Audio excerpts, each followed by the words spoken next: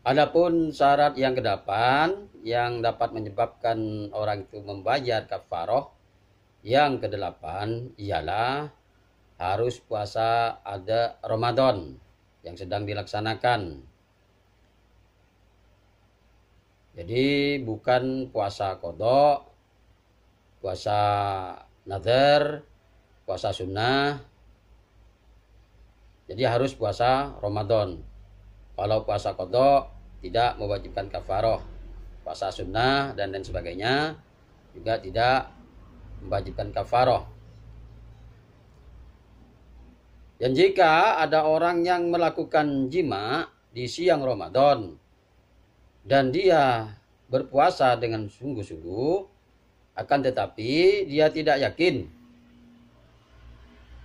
kalau hari itu adalah bulan Ramadan, atau berpuasa di hari Syak, hari Ragu, yakni tanggal 30 bulan Syakban, dan ternyata hari itu adalah bulan Ramadan, maka dalam hal ini tidak wajib melaksanakan kafaroh.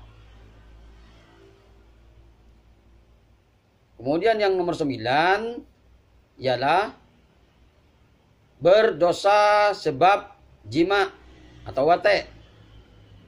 Maka dari ini tidak wajib kafaroh puasanya anak kecil dan musafir atau orang yang sedang bepergian jauh yang berniat rukhsah atau dispensasi atau kemurahan jika melakukan hubungan badan suami istri.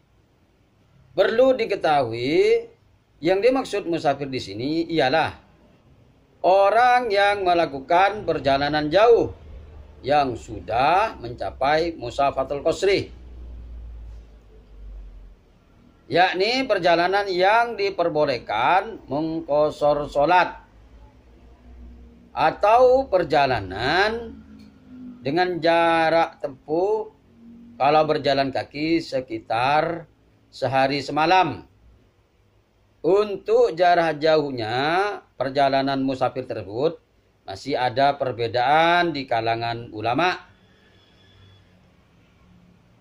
Ada yang mengatakan 119 km dan ada yang mengatakan 88 km. Dan ada yang mengatakan 80,64 km versi kitab Tanwirul Qulub. Sedangkan versi kitab Syarah Al-Yaqutun Nafis itu 75,6 km. Jadi yang dimaksud musafir bukan perjalanan yang dekat. Semisal 30 hanya 40 km atau bahkan mungkin 20 km. Sedangkan yang dimaksud tarokhus, rukhsah atau dispensasi di sini ialah jika seumpama dia tidak berpuasa, maka hukumnya boleh dan tidak berdosa. Karena sudah niat rukhsah. Di samping niat tarokhus atau niat rukhsah, juga harus berangkat atau memulai perjalanan sebelum subuh. Tapi hal ini ada ulama yang memperbolehkan. Menurut Imam Muzani, walaupun berangkat setelah subuh, seorang musafir boleh iftar atau membatalkan puasanya. Karena dikiaskan atau disamakan dengan orang yang berpuasa lalu di siang hari orang tersebut sakit. Syarat yang ke-10 ialah berdosanya jima atau wate itu karena sebab berpuasa.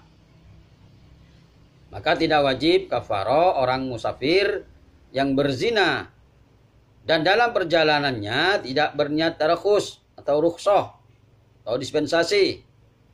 Karena dalam hal ini berdosanya bukan karena wate atau jima, karena berpuasa, akan tetapi berdosa karena melakukan zinanya.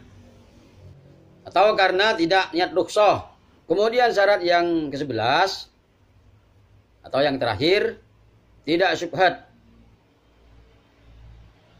Atau syubhat itu diantara halal dan haram.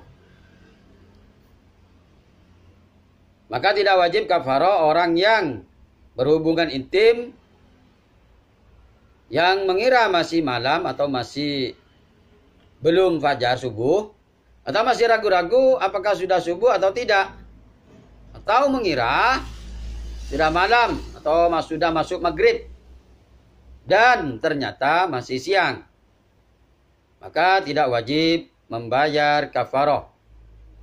Cuma saja puasanya batal. Dan begitu juga orang yang makan karena lupa.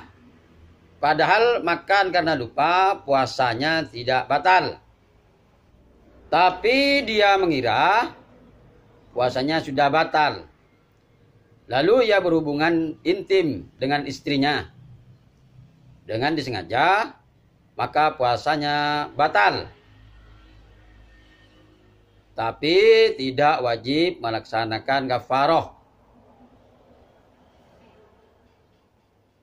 Dan termasuk tidak wajib kafarah adalah jika ada seseorang yang dipaksa berzina, lalu ia mengerjakannya, maka puasanya batal dan tidak wajib kafarah, karena serupanya terpaksa. Kemudian jika seumpama ada orang yang berhubungan intim suami istri, sementara fajar subuh sudah masuk, ya mungkin karena keasikan bercumbu, sehingga walau sudah tahu fajar subuh sudah terbit, sudah adzan subuh, tapi tetap saja lanjut, tidak segera dihentikan kegiatan tersebut, maka dalam hal ini wajib melaksanakan kafarah. Lain halnya kalau seumpama sudah tahu bahwa fajar subuh sudah hampir atau adzan subuh sudah hampir, lalu ia segera menghentikan kegiatan tersebut, walaupun muntahan sehermanya sudah masuk fajar subuh, maka puasanya tidak batal. Sekaligus tidak wajib melaksanakan kafarah. Perlu diketahui bahwa kafarah ini satu kali dalam sehari.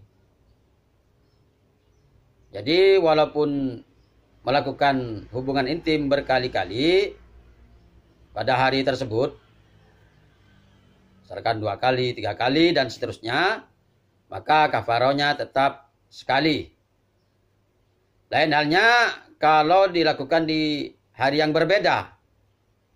Misalkan hari pertama melakukan, besoknya melakukan, atau sampai beberapa hari misalkan, 2 hari atau 3 hari, maka kafarahnya itu sesuai dengan hari yang melakukan hubungan intim tersebut. Misalkan 3 hari, ya kafarahnya 3 hari, dan seterusnya. Kafarah dalam hal ini ada 3 macam. Yang pertama ialah harus memerdekakan budak yang tidak cacat.